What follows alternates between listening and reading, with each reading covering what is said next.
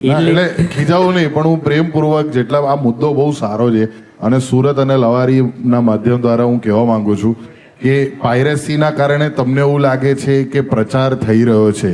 Genuinely કહું તો પ્રચાર કરતા વધારે અમને પૈસાની જરૂર છે. સાચી વાત.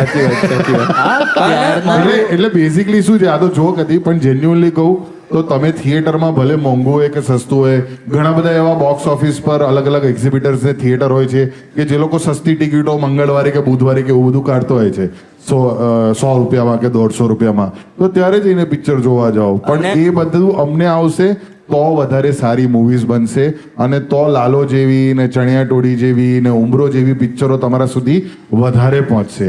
એટલે પ્લીઝ સ્ટોપ પાયરેસી. અને આવા મેકર્સ આટલી બધી ટેકનિકલી સાઉન્ડ ને સરસ મહેનત દિવસ રાત એક કરીને પિક્ચર બનાવતા હોય છે મોટા પડદે જોવા માટે.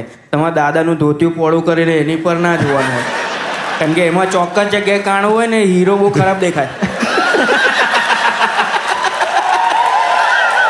ક્યાં વાત છે યાર ઓમભાઈ, તમે દાદાનું ધોતિયું કીધું ને તો મને આખું ઇમેજિન થયું કે હું કોકના દાદાના ધોતિયા ઉપર કહી રહ્યો છું, પ્રભુ તમે મારા ભાઈબંધ બનશો.